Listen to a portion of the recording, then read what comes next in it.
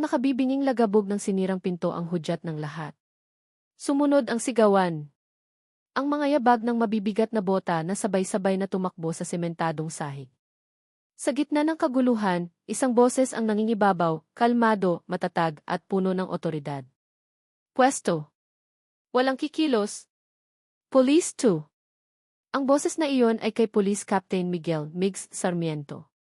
Mabilis ang kanyang mga mata, nililibot ang kabuuan ng madilim at maalinsangang bodega. Amoy kalawang at basang lupa ang hangin.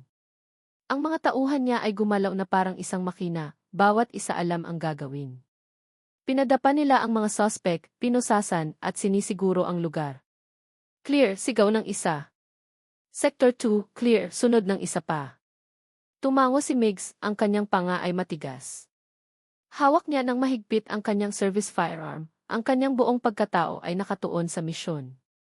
Isa itong malaking operasyon laban sa isang human trafficking syndicate na matagal na nilang minamanmanan. Para sa kanya, trabaho lang ito. Isa na namang gabi ng paglilinis sa mga salot ng lipunan. Sir, tawag ng isang batang pulis, si Officer Reyes. May isa pang kwarto sa likod. Nakalock. Agad na lumapit si Migs. Isang makapal na bakal na pinto ang sumalubong sa kanila. Walang bintana, walang anumang palatandaan kung ano ang nasa loob. Gibain niyo, utos niya, walang pag-aalinlangan. Ilang malalakas na sipa mula sa dalawang matipunong pulis ang kinailangan bago bumigay ang pinto. Isang masangsang na amoy ang kumawala mula sa loob, pinaghalong pawis, takot at lumang dugo. Madilim ang kwarto, tanging isang mahinang bumbilya ang nagbibigay ng kaunting liwanag. Pumasok si Migs, itinaas ang baril, kasunod ang kanyang mga tauhan. Sa isang sulok, doon niya nakita. Isang katawan. Isang babae. Nakatali ang mga kamay at paa sa isang upuan. Ang kanyang buhok ay gusot-gusot at nakatakip sa kanyang mukha. Punit-punit ang kanyang damit at may mga pasa sa kanyang mga braso.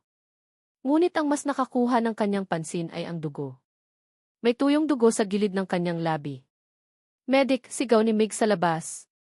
Dahan-dahan siyang lumapit, ang kanyang mga mata ay sinusuri ang bawat detalye. Biktima. Isa lang siya sa maraming biktima na nakita na niya sa loob ng 10 taon niya sa serbisyo. Dapat sanay na siya. Dapat manhid na siya. Ngunit may kakaiba. Ibinaba niya ang kanyang baril at kinuha ang maliit na flashlight mula sa kanyang sinturon. Itinutok niya ito sa babae. Dahan-dahan niyang inabot ang kamay para hawiin ang buhok na nakatakip sa mukha nito. At sa sandaling iyon, huminto ang mundo ni Mig Sarmiento. Ang oras ay tila bumagal. Ang mga sigawan sa labas ay humina at naging isang malayong ugong na lamang. Ang tanging naririnig niya ay ang malakas na pagkabog ng sarili niyang dibdib. Ang mukha sa ilalim ng liwanag ng flashlight ay puno ng pasa at galos. Maga ang isang pisngi. May hiwa sa ibabang labi. Ngunit sa kabila ng lahat ng iyon, sa kabila ng lahat ng pinsala kilala niya ang mukhang iyon. Ang hugis ng panga. Ang maliit na nunal sa itaas ng kanang labi. Kahit ang kurba ng kanyang mga pilik mata. Ang mga detalyeng iyon ay nakaukit sa kanyang memorya, mga larawang pilit niyang ibinaon sa limot sa loob ng 8 taon. Isang pangalan ang halos pabulong na namutawi sa kanyang mga labi. Isang pangalan na minsan ay laman ng bawat panalangin niya. Clarice T. Ang alaala ay bumalik na parang isang malakas na alon. Isang maaraw na hapon sa parke, ang tawa ni Clarice habang tumatakbo palayo sa kanya. Ang init ng kamay nito sa kamay niya. Ang pangako nila sa isa't isa sa ilalim ng puno ng mangga. At ang huling alaala, ang pinakamasakit sa lahat. Ang mga luha sa mata ni Clarice habang pinapalayas siya ng kanyang ina, si Doña Elvira Sarmiento. Ang mga salitang binitiwan niya na sumira sa lahat, patawad, Clarice. Hindi ko kaya. Hindi ko kayang talikuran ang pamilya ko. At ngayon, narito siya. Ang babaeng minahal niya ng higit pa sa kanyang buhay. Ang babaeng tinalikuran niya dahil sa karuwagan. Narito siya sa harap niya, hindi bilang isang matamis na alaala, kundi bilang isang basag at sugatang biktima. Isang nakakabinging pagsisisi ang gumapang sa buong pagkatao ni Migs. Mas matindi pa sa kahit anong tama ng bala. Ito ang kasalanan niya. Ang lahat ng ito. Nang dumating ang mga medik at maingat na kinalagan si Clarice, si Migs ay nakatayo lang doon, parang isang estatwa. Pinanood niya silang isakay ang walang malay na katawan ni Clarice sa isang stretcher. Ang propesyonal na maskara ng isang police captain ay nalaglag na. Ang natira ay isang lalaking sinasampal ng katotohanan ng kanyang nakaraan.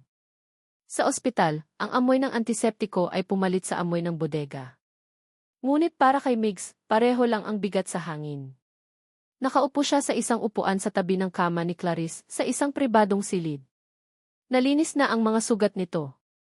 Natahi na ang hiwa. Ngunit ang pamamaga at mga pasa ay naroon pa rin, isang malupit na paalala ng pinagdaanan nito. Ilang oras na siyang nakaupo doon, nakatitig lang sa natutulog na mukha ni Clarice. Bawat pasa sa mukha nito ay parang isang suntok sa kanyang konsensya. Bakit? Paanong nangyari ito? Matapos siyang umalis sa buhay nito, ano ang nangyari sa kanya? Saan siya napunta? Ang mga tanong ay paulit-ulit na umiikot sa kanyang isipan, bawat isa ay walang sagot. Isang doktor ang pumasok sa silid, hawak ang isang clipboard. Captain Sarmiento, bati nito sa mahinang boses. Stable na po ang pasyente. The physical trauma is manageable. Magigising din siya in a few hours. We just have to observe her. Tumango lang si Migs, hindi inaalis ang tingin kay Clarice. Salamat, Dosi. May isa lang po kaming napansin sa initial examination, patuloy ng doktor, tinitingnan ang kanyang mga tala. Maliban sa mga natamo niyang sugat ngayon, base sa mga marka at sa kondisyon ng kanyang katawan, halatang dumaan siya sa isang napakahirap na multiple birth pregnancy noon. Malaki ang naging epekto nito sa physical structure niya. Natigilan si Migs. Dahan-dahan niyang ibinaling ang kanyang ulo sa doktor, ang kanyang mga kilay ay magkasalubong. Ano nang sabi mo? Multiple birth po. Hindi lang isa, paglilinaw ng doktor, hindi napapansin ang epekto ng kanyang mga salita. Marahil kambal o higit pa. Napakadelikado ng ganoong pagbubuntis. Buti na lang at mukhang nakaligtas naman siya. Sige po, Captain. I'll leave you to it, tawagin niyo lang ang nurse kung may kailangan. Lumabas ang doktor at isinara ang pinto. Ngunit ang mga salita nito ay naiwan sa hangin, umalinggaw sa isipan ni Migs. Multiple birth. Higit pa sa isa. Napatingin siyang muli kay Clarice. Ang huling pag-uusap nila, umiiyak ito, sinasabing may kailangan siyang malaman. Ngunit hindi siya nakinig. Ipinagsawalang bahala niya ito. Pinili niya ang kanyang pamilya. Pinili niya ang kanyang pangalan. Nanlamig ang mga kamay ni Migs. Isang malamig na takot ang dahan-dahang gumapang sa kanyang dibdib, mas malamig pa kaysa sa aircon ng silid. 8 taon. 8 taon ng katahimikan. 8 taon na akala niya ay tuluyan na niyang naibaon ang nakaraan. Ngayon, ang nakaraang iyon ay hindi lang bumalik. Nagdala pa ito ng isang tanong na unti-unting dumudurog sa kanyang kaluluwa. Multiple birth. Ano ang hindi niya alam? Ano ang lihim na itinago ni Clarice sa loob ng 8 mahahabang taon? Ang unang pumasok sa kamalayan ni Clarice ay ang amoy. Amoy ng gamot. Amoy ng malinis na kumot. Amoy ng ospital. Dahan-dahan niyang iminulat ang kanyang mga mata. Malabo ang lahat sa simula, tila isang panaginip. Puting kisam. Puting dingding. May tunog ng isang aparatong marahang tumitibok sa kanyang tabi. Nasaan ako? Sinubukan niyang gumalaw, ngunit isang matinding kirot ang gumapang mula sa kanyang tagiliran paakyat sa kanyang ulo. Napadaing siya ng mahina. Doon niya naramdaman ang benda sa kanyang braso, ang hapdi sa kanyang labi. Ang mga alaala ay bumalik na parang pira-pirasong salamin. Ang madilim na kwarto. Ang mga lalaking walang mukha. Ang takot. Isang matinding panginginig ang bumalot sa kanyang katawan. Napapikit siya ng mariin. Ligtas na ba ako? Sa pagmulat niyang muli, isang anino sa sulok ng silid ang nakakuha ng kanyang pansin. Isang lalaki, nakaupo sa isang silya, ang mga siko ay nakapatong sa kanyang mga tuhod, ang ulo ay nakayuko. Natutulog. Sino siya? Isa ba sa kanila? Isang pamilyar na kaba ang kumalat sa kanyang dibdib. Pinilit niyang aninagin ang mukha ng lalaki. Ang gupit ng buhok ang tindig ng mga balikat. Biglang gumalaw ang lalaki. Itinaas nito ang kanyang ulo, marahil ay naramdaman ang kanyang paggising. At nang tumama ang liwanag mula sa bintana sa mukha nito, ang kaba ni Clarice ay napalitan ng isang damdaming mas malala pa sa takot. Isang damdaming malamig, matalim at puno ng puot. Miguel Sarmiento. 8 taon. 8 taon niyang hindi nakita ang mukhang iyon. Ngunit bawat linya, bawat kurba, ay sariwa pa rin sa kanyang isipan. Ang lalaking dahilan ng lahat. Ang simula ng kanyang pagguho. Ang multo ng kanyang nakaraan. At ngayon, narito ito. Sa harap niya. Clarice, sabi ni Migs, ang boses ay magaspang dahil sa pagod. Tumayo ito at lumapit sa kama. Gising ka na. Salamat sa Diyos. Ang nakita ni Clarice sa mga mata ni Migs ay awa. At iyon ang nagpasiklab sa galit sa loob niya. Awa. Mula sa kanya. Anong ginagawa mo dito? Ang boses ni Clarice ay tuyo at basag, halos hindi niya makilala. Ngunit ang pait ay hindi maikakaila. Natigilan si Migs sa kanyang paglapit. Clarice, ako ang nakakita sa'yo. Ang team ko ang nag-rescue. Lumabas ka, putol ni Clarice, ang boses ay mas malakas na ngayon. Pakinggan mo muna ako. Sinabi kong lumabas ka, sigaw niya. Ang buong lakas na kaya niyang tipunin ay ibinuhos niya sa sigaw na iyon. Ang kanyang kamay ay nangapa sa bedside table, nahawakan ang isang baso ng tubig, at walang pag-aalinlangang ibinato iyon sa direksyon ni Migs. Tumama ang baso sa pader sa likod ni Migs, nabasag at kumalat ang tubig sa sahig. Napaurong si Migs, ang mukha ay puno ng sakit at pagkalito. Hindi dahil sa baso, kundi dahil sa matinding galit na nakikita niya sa mga mata ni Clarice. Umalis ka, paulit-ulit niyang sinabi, ang mga luha ay nagsisimula ng mamuo sa kanyang mga mata. Mga luha ng galit, hindi ng lungkot. Huwag ka nang magpapakita sa akin. Umalis ka. Isang nurse ang pumasok dahil sa ingay. Nakita nito ang tensyon sa silid. Si Migs ay nakatayo doon, talunan, habang si Clarice ay nanginginig sa kama, ang mga mata ay nag-aapoy. Tumingin si Migs kay Clarice sa huling pagkakataon, isang tingin na puno ng pagsisisi, bago dahan-dahang tumalikod at lumabas ng silid. Nang magsara ang pinto, doon lamang bumagsak ang katawan ni Clarice sa kama. Doon lamang lumabas ang mga hikbi na kanina pa niya pinipigilan. Ngunit ang pag-iyak niya ay hindi para sa sarili. Hindi para sa sakit na nararamdaman niya. Ang mga anak niya. Marco. Mateo. Manuel. Maria. Isang malamig na takot ang biglang pumalit sa kanyang galit. Nasaan ang mga anak ko? Alam ba nila kung nasaan ako? Sino ang kasama nila? Ang bahay pag-asa si Sister Agnes. Pinilit niyang bumangon, hindi inalintana ang kirot. Kailangan niyang makaalis dito. Kailangan niyang mapuntahan ang kanyang mga anak. Ngunit sa pagtayo niya, nang hina ang kanyang mga tuhod at bumagsak siya pabalik sa kama, hingal na hingal. Masyado pa siyang mahina. Sa mga sumunod na oras, tanging ang pag-aalala sa kanyang 4 na anak ang nasa isip ni Clarice. Walang Migs. Walang nakaraan. Tanging ang 4 na mukha na nagbibigay sa kanya ng lakas para mabuhay. Kinaumagahan, bumukas muli ang pinto. Inaasahan niyang nurse ang papasok, ngunit si Migs na naman iyon. Iba na ang itsura nito ngayon. Gusot ang damit, hindi nakapag-ahit, at ang mga mata ay namumugto at puno ng isang emosyong hindi maintindihan ni Clarice. Sinabi ko nang umalis ka, sabi niya kaagad, ang boses ay walang laman. Ngunit sa pagkakataong ito, hindi sumunod si Migs. Nagpatuloy ito sa paglakad palapit sa kanya, bawat hakbang ay tila isang malaking pasanin. Huminto ito sa paanan ng kanyang kama. Walang nagsalita sa loob ng ilang segundo. Tanging ang kanilang mga paghinga ang maririnig. Bakit hindi mo sinabi sa akin, Clarice, basag ni Migs sa katahimikan. Ang kanyang boses ay nanginginig. Bakit itinago mo sila? Hindi sumagot si Clarice. Ibinaling niya ang kanyang mukha sa bintana, ngunit naramdaman niya ang panginginig ng kanyang mga kamay sa ilalim ng kumot. Pumunta ako sa bahay pag-asa, patuloy ni Migs. Sa narinig, napapikit ng mariin si Clarice. Hindi. Hindi maaari. Nakita ko sila, Clarice. Nakita ko silang naglalaro sa labas. Naramdaman ni Clarice na parang naubusan siya ng hangin. Ang sikreto na iningatan niya sa loob ng halos 8 taon.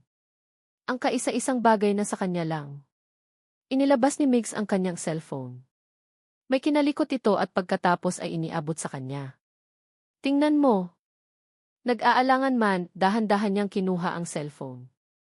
Ang nasa screen ay isang litrato. Isang litratong kuha mula sa malayo, medyo malabo, ngunit malinaw pa rin. 4 na bata. Naghahabulan sa damuhan. 2 lalaki, 2 babae. Ang kanyang mga anghel. Si Marco na seryoso ang mukha habang hinahabol si Mateo. Si Manuel na tumatawa. At si Maria, ang kanyang bunso, na nakatingin sa direksyon ng kamera. Ang mga mata nito ay bilugan at puno ng kuryosidad. Ang mga mata na katulad ng mga mata ng lalaking nasa harap niya ngayon. Ibinalik niya ang cellphone kay Migs, ang kamay ay nanginginig. Sila ang dahilan, sabi ni Migs, ang boses ay basag na. Ang sinabi ng doktor, multiple birth. Hindi lang sila kambal, Clarice. 4 sila. Hindi pa rin nagsalita si Clarice. Anong sasabihin niya? Paano niya ipapaliwanag ang 8 taon ng paghihirap, ng pag-iisa, ng pagtatago? Paano niya ipapaliwanag na ang bawat paghinga niya ay para sa kanila? Lumapit si Migs, lumuhod sa tabi ng kama para magpantay ang kanilang mga mukha. Ang mga mata niya ay desperado, nagmamakaawa. Sabihin mo sa akin ang totoo, Clarice. Hinawakan niya ang kamay ni Clarice, ngunit agad itong binawi ng babae. Anak ko sila, hindi ba? Ang tanong ay parang isang bomba na sumabog sa katahimikan ng silid. Tumingin si Clarice sa mga mata ni Migs. Nakita niya ang sakit. Nakita niya ang pagsisisi. Ngunit ang nakita rin niya ay ang mukha ng lalaking tumalikod sa kanya noong panahong pinakakailangan niya ito. Hindi siya sumagot gamit ang salita. Sa halip, itinaas niya ang kanyang kamay at isang malutong na sampal ang dumapo sa pisngi ni Miguel Sarmiento.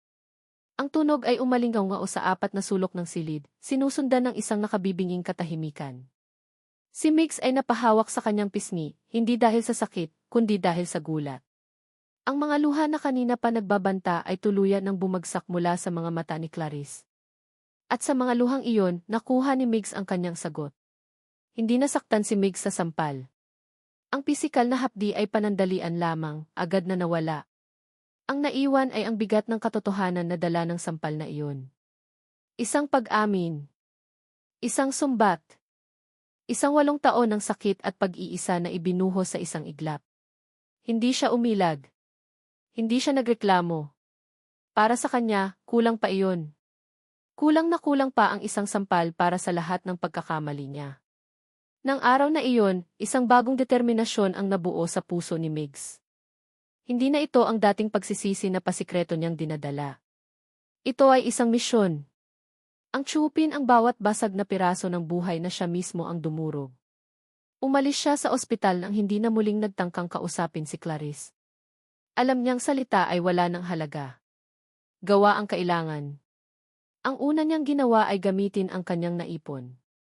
Humanap siya ng isang maliit, ngunit maayos na apartment sa isang lugar na tahimik at ligtas, malayo sa gulo ng syudad.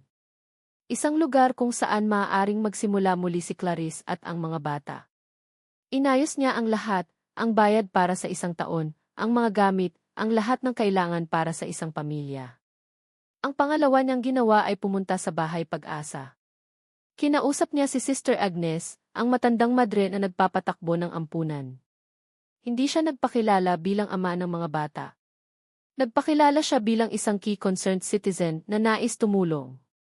Isang malaking halaga ang idineposito niya sa bank account ng ampunan, sapat para sa pagkain, gamot, at pag-aaral ng lahat ng bata roon sa loob ng ilang taon. Nang makalabas si Clarice sa ospital, isang susi at isang address ang iniwan ni Migs sa nurse para ibigay sa kanya. Walang sulat. Walang paliwanag. Susi lang. Sa loob ng 1 linggo, walang balita. Gabi-gabi, dumadaan si Migs sa tapat ng apartment, tinitingnan kung may ilaw sa bintana. Ngunit laging madilim. Nagsimula na siyang kabahan. Baka tinanggihan nito. Baka umalis na ito, nagtago, at dinala ang mga bata kung saan hindi na niya mahahanap. Ngunit isang gabi, pagdaan niya, mailiwanag. Isang maliit na ilaw mula sa sala. Napahinto niya ang kotse sa kabilang kalsada. Hindi siya bumaba. Pinanood lang niya ang bintana na iyon sa loob ng halos isang oras, isang maliit na ngiti ang namuo sa kanyang mga labi. Tinanggap niya. Iyon pa lang, sapat na. Kinabukasan, naglakas loob siyang tumawag. Si Clarice ang sumagot. Hello, boses niya, mahina at nag-aalinlangan. Clarice, si Migs 2. Katahimikan sa kabilang linya. Gusto ko sanang makita sila, sabi ni Migs, ang boses ay halos pabulong. Kahit sandali lang. Ipapakilala mo ako bilang kaibigan mo. Tio. Kahit ano. Pakiusap. Matagal bago sumagot si Clarice. Isang malalim na buntong hininga ang narinig ni Migs. Bukas. Sa bahay Pag-asa. 3:00 ng hapon. Pagkatapos ay ibinaba na nito ang telepono. Kinabukasan, dumating si Migs sa ampunan ng 2:00 pa lang. Pawis ang kanyang mga kamay. Ang isang police captain na humaharap sa mga pinakadelikadenteng kriminal ay kinakabahan na parang isang teenager. Nakita niya sila sa playground. Si Clarice ay nakaupo sa isang bench, pinapanood ang 4 na batang naglalaro. 4 na piraso ng kanyang puso. Dahan-dahan siyang lumapit. Sigaw ng isang batang babae nang makita. Si Clarice. Tumakbo ito palapit. Siya si Maria. Ang kanyang mga mata ay bilog at kumikinang. Sumunod ang 3 pa. Si Marco, na may seryosong mukha na parang laging nag-iisip. Si Mateo, na may pilyong ngiti. At si Manuel, na kamukhang kamukha ni Mateo, ngunit mas mahiyain. Tumayo si Clarice. Mga anak, sabi niya, ang boses ay pilit na pinapakalma. Ito si Tito Migs. Kaibigan ni Mama. 4 na pares ng mata ang tumingin sa kanya. 4 na maliliit na bersyon niya. Pakiramdam ni Migs ay hindi siya makahinga. Hi, sabi niya, umiti. Si Marco ay tiningnan lang siya mula ulo hanggang paa, tila sinusuri kung mapagkakatiwalaan siya. Si Mateo ay ngumiti ng pabalik. Si Manuel ay nagtago sa likod ni Clarice. Ngunit si Maria, ang maliit na anghel, ay humakbang palapit. Iniabot nito ang kanyang maliit na kamay. Hello po, Tito Migs. Nang hawakan ni Migs ang kamay ni Maria, isang kakaibang kuryente ang dumaloy sa kanyang buong katawan. Ang init. Ang liit ng mga daliri nito sa palad niya. Napaluhod siya para magpantay sila. Hello, Maria, sabi niya, ang boses ay nanginginig. Sa sandaling iyon, habang nakatingin sa kanya ang 4 na bata, isang bagong pag-asa ang sumibol sa puso ni Migs. Siguro may pag-asa pa. Siguro kaya pa niyang ayusin ito. Isang gabi, nagdala si Migs ng pagkain sa apartment. Pizza at fried chicken, mga paborito ng bata. Pumayag si Clarice na pumasok siya. Iyon ang unang pagkakataon na nakatapak siya sa loob ng bahay na iyon. Ang hapunan ay tahimik. Ngunit hindi ito ang katahimikang puno ng galit. Ito ay isang katahimikang maingat, gawa sa mga hindi masabing salita. Pinanood ni Migs kung paano subuan ni Clarice ang mga bata, kung paano niya punasan ang mga bibig nila. Nakita niya ang pagod sa mga mata nito, ngunit nakita rin niya ang isang pagmamahal na walang kapantay. Habang naghugas ng pinggan si Clarice, tumunog ang cellphone ni Migs. Nakita niya ang pangalan sa screen, Mama. Lumabas siya sa maliit na balkonahe para sagutin. Hello, Ma. Miguel, nasaan ka? Tanong ni Doña Elvira, ang boses ay matigas at malamig gaya ng dati. Nabalitaan ko ang tungkol sa babaeng iyon. Ang biktima. Totoo bang siya iyon? Napapikit si Migs. Ma, wag ngayon. Anong wag ngayon? Pinupuntahan mo raw siya. Pinagkakagastusan mo. Miguel, kahihiyan ang dala ng babaeng yan. Isang pagkakamali. Doon, sa dilim ng balkonahe, habang naririnig niya ang mahinang tawanan ng mga anak niya mula sa loob, isang bagay ang nagbago kay Migs. Ang takot na dati niyang nararamdaman sa kanyang ina ay nawala. Napalitan ito ng galit.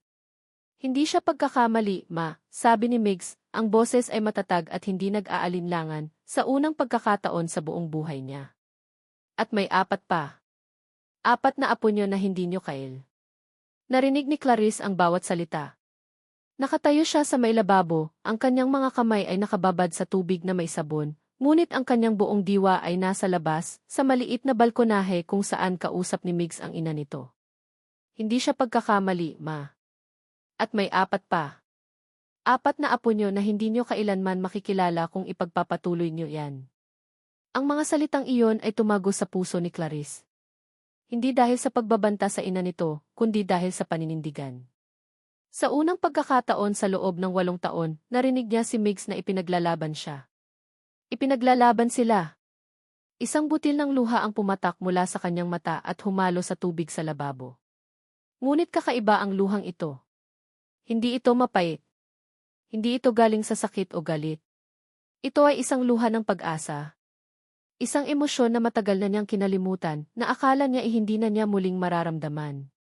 Nang bumalik si Migs sa loob, mabilis niyang pinunasan ang kanyang pisngi. Nagpaalam ito ilang sandali pagkatapos, at nang isara niya ang pinto, napasandal siya roon. Ang bigat sa kanyang dibdib na dala-dala niya sa loob ng maraming taon ay tila bahagyang gumaan. Kinaumagahan, gumising si Clarice na may kakaibang pakiramdam. Ang sikat ng araw na tumatama sa bintana ng apartment ay parang may dalang bagong kulay. Sa unang pagkakataon, ang apartment na tinutuluyan nila ay naramdaman niyang parang isang tunay na tahanan, hindi lang isang pansamantalang kanlungan. Habang naghahanda siya ng almusal, sinangag at itlog para sa kanyang 4 na anghel, isang maliit na ngiti ang sumilay sa kanyang mga labi. Siguro may paraan pa. Siguro, para sa mga bata, posible pa ang isang buong pamilya. Katatapos lang kumain ng mga bata nang may kumatok sa pinto. Si Aling Nena, ang kanilang kapitbahay na palaging nakangiti. Binuksan ito ni Clarice. Clarice, iha, magandang umaga, bati ni Aling Nena. Ngunit ang ngiti nito ay hindi umabot sa mga mata. May hawak itong nakatuping dyaryo. Ano, pasensya ka na sa abala. Nakita ko lang kasi ito sa front page. Ikaw ba to? Iniabot ni Aling Nena ang dyaryo. Kinuha ito ni Clarice, ang kanyang puso ay nagsimulang kumabog ng mas mabilis. Ang nakita niya ay isang malaking litrato. Ang kanyang litrato. Kuha noong nasa ospital siya, ang mukha niya ay puno ng pasa, ang mga mata ay nakapikit. At sa ibabaw nito, isang naglalagablab na headline. Dalagang iniligtas ng pulis, Divi ay madilim Divi sikreto, Divi anak, inabandona. Naramdaman ni Clarice na nanlamig ang kanyang mga kamay. Nagsimula itong manginig habang binabasa niya ang mga unang talata. Ang mga salita ay tumatalon mula sa pahina, bawat isa ay isang sampal. Gold digger. Ina na walang puso. Iniwan ang sarili niyang mga anak sa ampunan para sa isang magulong buhay. May mga ugnayan sa mundo ng krimen. At ngayon, sinusubukang i-trappi ang isang respetadong police captain na si Miguel Sarmiento. Ang pinakamasakit ay ang paggamit nila sa mga detalye mula sa police report.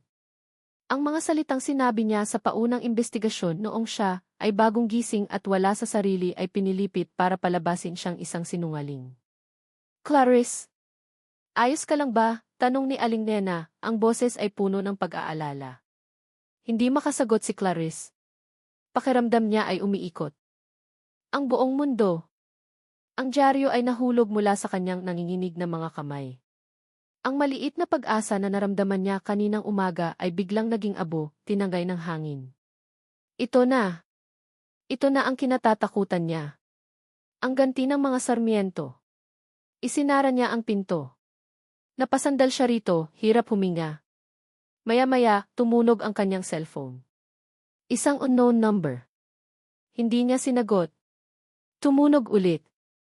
At ulit. Sunod-sunod. Sumilik siya sa bintana. Sa ibaba, nakita niya ang ilang kapitbahay na nagbubulungan. Nakatingin sila sa kanyang bintana, hawak ang parehong dyaryo. Ang kanilang mga mukha ay puno ng paghusga. Ang apartment na kanina lang ay parang isang tahanan ay biglang naging isang kulungan. Ang mga dingding ay tila lumalapit, sinisikip ang kanyang paghinga. Isang malakas na katok sa pinto ang nagpabalik sa kanya sa kasalukuyan. Isang katok na desperado. Clarice! Clarice, buksan mo to. Pakiusap. Ang boses ni Migs. Ang pagdating niya ay hindi nagdulot ng kapanatagan. Sa halip, ito ang kumpirmasyon ng kanyang pinakamatinding takot. Ang pagbabalik ni Migs sa buhay niya ang nagdala ng lahat ng ito. Ang kanyang mundo, ang mundo ng kayamanan at kapangyarihan, ay parang isang bagyo na laging sisira sa anumang kapayapaan na sinusubukan niyang buuin. Clarice, pakiusap. Hayaan mo akong magpaliwanag. Hindi ko to alam. Ang nanay ko. Huwag, sigaw ni Clarice, ang kanyang likod ay nakadiin pa rin sa pinto. Ang kanyang boses ay puno ng takot at pait. Huwag mong banggitin ang pangalan niya. Clarice T. Sa isipan ni Clarice, bumalik ang lahat. Ang pagpapalaya sa kanya. Ang 8 taon ng pag-iisa. Ang sakit. At ngayon, ito. Ang kahihiyan sa harap ng buong mundo. Palagi na lang ganito. Palagi na lang siyang talo. Kasalanan mo to, sabi niya, ang mga luha ay malayang dumadaloy sa kanyang mga pisngi. Sana hindi ka na lang bumalik. Sana hindi mo na lang kami nahanap. Tahimik na kami, Migs. Tahimik na sana kami. Hindi, Clarice, ayusin ko to, pangako. Ang salitang pangako mula sa kanya ay isa na lang lason.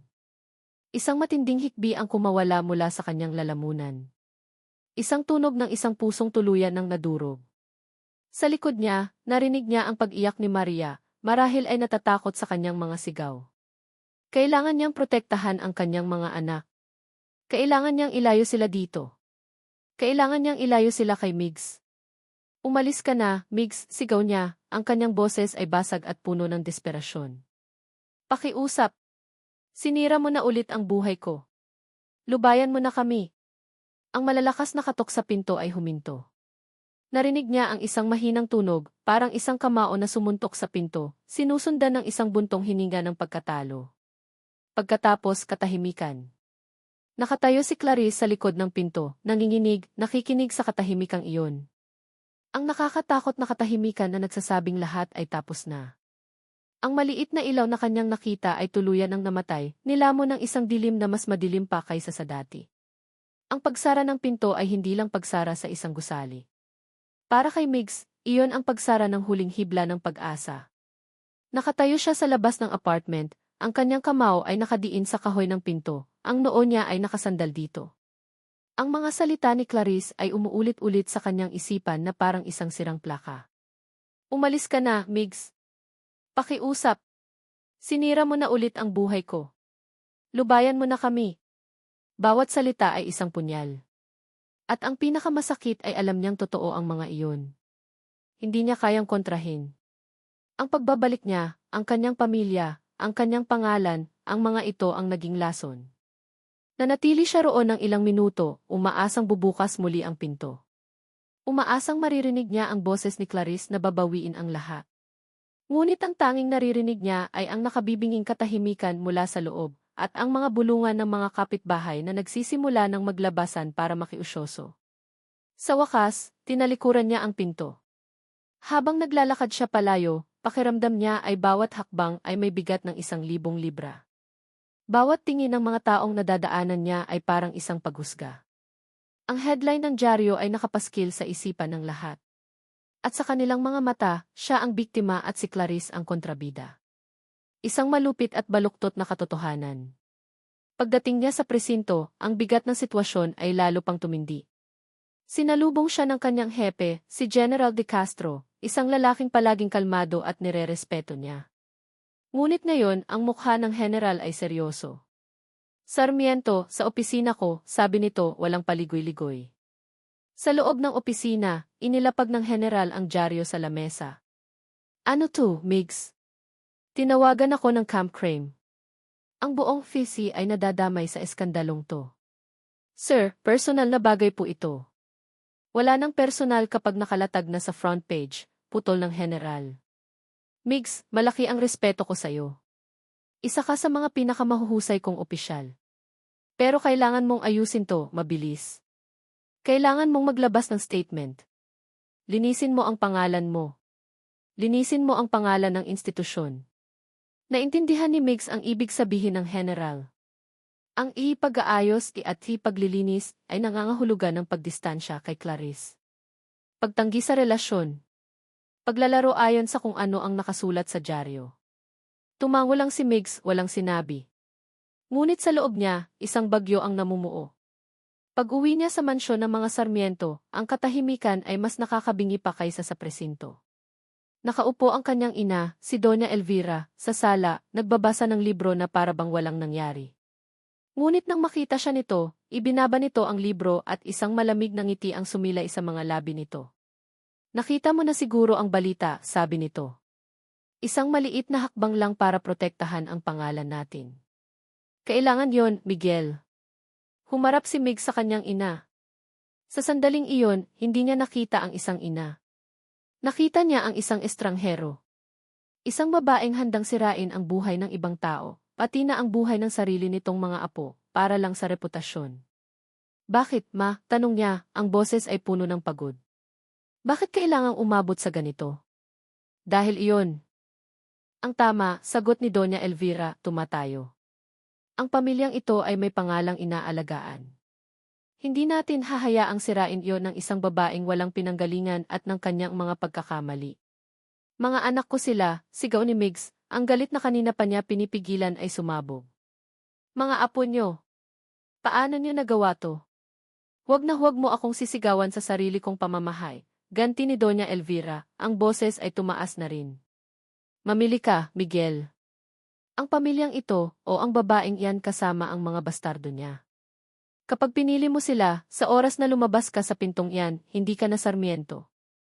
Isang ultimatum. Ang huling pagpili. Tiningnan ni Migs ang kanyang ina. Ang babaeng nagpalaki sa kanya. Ang babaeng sinunod niya buong buhay niya. At sa wakas, nakita niya ang katotohanan. Ang pagmamahal nito ay may kondisyon.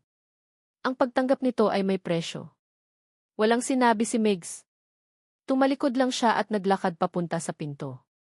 Miguel, kapag lumabas ka dyan. Hindi niya pinansin ang sigaw ng kanyang ina. Nagpatuloy siya sa paglakad. Ang bawat hakbang papalayo sa mansyon ay isang hakbang papalayo sa kanyang nakaraan, sa kanyang karuwagan. Sumakay siya sa kanyang kotse at nagmaneho ng walang direksyon. Dinala siya ng kanyang mga gulong pabalik sa tapat ng apartment ni Clarice. Madilim na ang gabi. At ang bintana na dati mailiwanag ay madilim na rin. Patay. Walang buhay. Sinubukan niyang tawagan ang numero ni Clarice. Hindi na ito matawagan. Sinubukan niyang mag-text. Walang reply. Umupo siya roon sa loob ng kotse, sa dilim, habang ang ulan ay nagsimulang pumatak. Ang mundo niya ay gumuho sa loob lamang ng isang araw. Tinanggihan siya ng babaeng mahal niya. Ipinagtabuyan siya ng sarili niyang ina. Ang kanyang karera ay nasa bingit ng alanganin. Lahat ay nawala. Sa gitna ng desperasyon, kinuha niya ang kanyang cellphone. Tiningnan niya ang lock screen. Ang litrato ng 4 na bata nakuha niya sa bahay Pag-asa. Ang seryosong mukha ni Marco, ang pilyong ngiti ni Mateo, ang mahiyain na si Manuel, at ang mga matang puno ng kuryosidad ni Maria. Hindi siya umiyak. Ang mga luha ay tila naubos na. Sa halip, isang kakaibang kapayapaan ang dumaan sa kanya. Isang kapayapaan na dulot ng pagtanggap sa katotohanang wala na siyang babalikan. Wala na siyang pagpipilian. Kapag nawala na ang lahat, doon mo malalaman kung ano talaga ang mahalaga. At sa sandaling iyon, alam na niya. Alam na niya kung ano ang kailangan niyang gawin. Hindi para linisin ang pangalan niya. Hindi para iligtas ang karera niya. Kundi para sa kanila. Para sa 4 na batang iyon at sa kanilang ina. Kinuha niya ang kanyang cellphone, hindi para tawagan si Clarice, kundi para tawagan si Officer Reyes, ang kanyang pinagkakatiwalaang tauhan. Reyes, sabi niya, ang kanyang boses ay kalmado na ngayon. Isang nakakatakot na kalmado. Sir Migs, okay lang po ba kayo? Tol, kailangan ko ng pabor, sabi ni Migs, ang tingin ay nakapako pa rin sa madilim na bintana ng apartment. Iset mo ako ng isang press conference. Bukas na bukas din. Ang mga sumunod na araw para kay Clarice ay isang malabong panaginip. Ang kanyang mundo ay lumiliit hanggang sa 4 na sulok na lang ng apartment. Hindi siya lumalabas. Ang mga kortina ay laging nakasara. Ang mga pagkain nila ay dilata at ang natitirang bigas. Ang telepono ay hindi na niya binubuksan. Pinutol niya ang koneksyon niya sa mundo sa labas, sa pag-aakalang iyon ang tanging paraan para protektahan ang kanyang mga anak mula sa laso ng balita. Siya ay nasa proseso ng pag-impact. Ang mga damit ng mga bata ay nakatupi na sa isang malaking bag, ang kaunti nilang gamit ay nasa mga kahon. Ang plano niya ay simple, kapag naubos na ang pera niya, aalis sila. Pupunta sila sa isang malayong probinsya, kung saan walang nakakakilala sa kanila, kung saan ang pangalang Clarice Reyes at Miguel Sarmiento ay walang kahulugan. Magsisimula silang muli kahit gaano kahirap. Isang umaga, habang pinapakain niya ang mga bata, narinig niya ang malakas na boses mula sa tsihi ng kapitbahay. Pamilyar ang boses. Boses ng isang news anchor. At narinig niya ang isang pangalan na nagpatigil sa kanyang paghinga. Isang biglaang press conference ang ipinatawag ni Police Captain Miguel Sarmiento, inaasahang tatalakayin niya ang kontrobersyang bumabalot sa kanya ngayon. Isang kaba ang gumapang sa dibdib ni Clarice. Hindi niya alam kung bakit, ngunit ang kanyang mga kamay ay nanginginig na binuksan ang luma nilang tea. Isinaksak niya ito at hinanap ang news channel. At doon, sa screen, nakita niya siya. Si Migs. Nakatayo sa isang podyum, napapalibutan ng mga mikropono at kamera. Ang kanyang mukha ay seryoso. Wala ang kinang ng isang bayaning pulis. Ang nakikita ni Clarice ay isang lalaking pagod, ngunit may determinasyon sa kanyang mga mata. Naghanda si Clarice para sa pinakamasakit. Aaminin niya ang lahat ayon sa dyaryo. Itatanggi niya ang lahat. Sasabihin niyang biktima lang siya ng isang mapanlinlang na babae. Iyon ang lohikal na gagawin para iligtas ang sarili. Humawak si Clarice sa gilid ng mesa, ang kanyang mga buko ay namumuti. Magandang umaga sa inyong lahat, simula ni Migs, ang boses niya ay umalinggaw sa buong Pilipinas. Ipinatawag ko kayo ngayon hindi para linisin ang pangalan ko, kundi para aminin ang katotohanan. Natahimik ang buong press room. Pati si Clarice ay napigil ang paghinga. Ang nakasulat sa dyaryo ay kasinungalingan, patuloy ni Migs. Si Clarice Reyes ay hindi isang gold digger. Hindi niya inabandona ang kanyang mga anak. Siya ang pinakamatapang at pinakamapagmahal na ina na nakilala ko. Napahawak si Clarice sa kanyang bibig. Ang kanyang mga mata ay nanlalaki sa hindi makapaniwalang pagtataka. Tumingin si Migs diretso sa isang kamera, na para bang alam niyang nanonood si Clarice. 8 taon na ang nakalipas, sabi niya, ang kanyang boses ay nagsimulang manginig, iniwan ko si Clarice Reyes. Iniwan ko siya dahil sa utos ng aking pamilya. Iniwan ko siya dahil mas pinili ko ang komportableng buhay at ang reputasyon ng aming pangalan. Ako ay naging isang duwag. Sa mansyon ng mga Sarmiento, napahinto si Doña Elvira sa pag-inom ng kanyang tsaa. Nanlaki ang kanyang mga mata habang pinapanood ang sarili niyang anak na sinisira ang lahat ng kanilang pinaghirapang itayo. Ang hindi ko alam, patuloy ni Migs, ay nagdadalang tao siya noon. Hindi lang sa isa kundi sa 4 na bata. Mag-isa niyang itinaguyod ang mga anak namin. Mag-isa niyang hinarap ang lahat ng pagsubok habang ako ay nagpapakasasa sa buhay na ipinagkait ko sa kanila. Ang mga reporter ay natigilan. Ang kanilang mga panulat ay huminto. Ang flash ng mga kamera ay tila nagyelo. Ang istorya na lumabas sa dyaryo ay gawa-gawa lamang. Isang malupit na kasinungalingan na pakana ng sarili kong ina, si Doña Elvira Sarmiento, para sirain ang pagkatao ni Clarice at protektahan ang aming malinis na pangalan. Isang kolektibong paghinga ang maririnig mula sa mga reporter. Ang eskandalo ay lumaki ng 10 beses. Ako ang may kasalanan sa lahat, pag-amin ni Migs. Handa akong harapin ang anumang parusa mula sa Handa akong harapin ang lahat ng kahihinatnan ng aking mga pagkakamali. Muli siyang tumingin sa kamera, at sa pagkakataong ito, may mga luha nang namumuo sa kanyang mga mata. Pero higit sa lahat, humihingi ako ng tawad sa iyo, Clarice. Sa harap ng buong bansa, patawarin mo sana ako sa lahat ng sakit na idinulot ko. At sa mga anak ko. Marco, Mateo, Manuel at Maria. Patawarin niyo si Papa. Sa apartment, bumagsak na ang mga luha ni Clarice. Hindi na ito luha ng galit o sakit. Ito ay luha ng paglaya. Ang bigat na dinadala niya sa loob ng 8 taon ay parang bulang naglaho. Sa wakas, narinig ng mundo ang katotohanan. Habang ang buong bansa ay nababalot ng gulat sa pag-amin ni Migs, sa isang madilim na opisina sa kabilang bahagi ng Maynila, isang lalaki ang nanonood din sa isang lalaking may peklat sa kilay, si Antonio Chen. Umisi siya habang pinapanood ang pagbagsak ng isang sarmiento. Ang galit niya sa pamilyang sumira sa negosyo ng kanyang ama, maraming taon na ang nakalipas ay muling nag-alab. At sa pagbanggit ni Mig sa pangalan ng kanyang mga anak, isang demonyong ideya ang nabuo sa kanyang isipan. 4 na sarmiento. 4 na kahinaan. Sa apartment, sa gitna ng pagluwag ng kanyang dibdib, biglang tumunog ang cellphone ni Clarice. Ang luma niyang telepono na hindi niya binuksan ng ilang araw.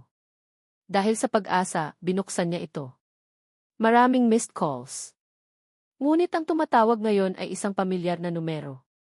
Si Sister Agnes mula sa Bahay Pag-asa. Sinagot niya ito, isang ngiti ang nasa kanyang mga labi, handang ibahagi ang magandang balita. Sister! Ngunit ang narinig niya mula sa kabilang linya ay hindi isang masayang bati. Ang narinig niya ay mga sigaw. Kalabog. At ang nanginginig, nagmamakaawang boses ni Sister Agnes. Clarice! Tulong! Ang mga bata. Nawala ang ngiti ni Clarice. Ang dugo sa kanyang katawan ay tila nagyelo. Sister! Anong nangyayari? May mga lalaking pumasok. Kinuha nila ang mga bata. Ma'am Clarice! Tulong! Ang mga bata. Kinuha nila ang mga anak mo. Ang sigaw ni Sister Agnes sa telepono ay parang isang bala na tumama sa puso ni Clarice. Sa isang iglap, ang pag-asang naramdaman niya ay nawala, napalitan ng isang uri ng takot na hindi niya pa naramdaman kailanman. Isang takot na mas malala pa kaysa noong siya ang kinidnap. Dahil ngayon, hindi lang buhay niya ang nakataya. Sa kabilang banda, katatapos lang ng press conference ni Migs. Bago pa man siya makababa ng podium, sumugod na ang kanyang tauhan na si Officer Reyes, ang mukha ay puno ng pag-aalala. Sir! Si Ma'am Clarice tumawag. Umiiyak. Ibinigay ni Reyes ang telepono kay Migs. Clarice, anong nangyari? Migs! Ang mga bata. Kinuha sila. Ang boses ni Clarice ay basag at puno ng pagkasindak. Ang lahat ng pagod sa katawan ni Migs ay biglang nawala. Napalitan nito ng adrenaline. Ang kanyang utak, na sinanay para sa mga krisis, ay agad na gumana. Nasaan ka? Huwag kang aalis dyan. Papunta na ako, sigaw niya, sabay takbo palabas ng gusali, hindi na pinansin ang mga reporter na nagkakagulo. Ang mga sumunod na oras ay isang mabilis at nakakabahalang pagkilos. Ang balita ng pag-amin ni Migs ay agad na nalimutan, napalitan ng mas malaking balita, ang pagdukot sa 4 na anak ng isang kontrobersyal na police captain. Ginamit ni Migs ang lahat ng kanyang kaalaman at koneksyon. Sa tulong ng testimonya mula sa Bahay Pag-asa at sa mabilis na pag-check ng mga GIFI sa lugar, isang pangalan ang lumitaw. Isang pangalan mula sa nakaraan ng kanilang pamilya. Antonio Chen. Chen ni. Bulong ni Migs. Ang negosyanteng pinabagsak ng kanyang ama. Isang taong may matinding galit sa mga Sarmiento. Biglang nagkaroon ng saysay ang lahat. Hindi si Clarice ang target. Ito ay paghihiganti. Si Clarice ay isinama ni Migs sa command center na mabilis nilang itinayo sa presinto. Sa una, gusto niyang sumama sa operasyon, ngunit pinigilan siya ni Migs. Kailangan kita dito, Clarice, sabi ni Migs, hinawakan ang kanyang mga balikat, pilit na pinapakalma. Ikaw ang lakas ko. Dito ka lang. Ligtas. Pangako, ibabalik ko sila. Sa pagkakataong iyon, naniwala si Clarice sa salitang ipangako. Ang pagtugis ay umabot hanggang sa isang abandonadong pantalan sa Navotas. Gabi na. Ang hangin ay amoy alat at nabubulok na isda. Si Migs at ang kanyang pinagkakatiwalaang team ay tahimik na gumapang sa dilim. Sa loob ng isang malaking bodega, nakita nila si Chen. Kasama niya ang 4 na bata, nakatali sa isang poste. Takot na takot ang mga ito, ngunit si Marco, ang panganay, ay pilit na pinapakita ang katapangan para sa kanyang mga kapatid. Nagsimula ang putukan. Nagkagulo ang lahat. Ngunit si Migs ay may iisang focus, ang kanyang mga anak.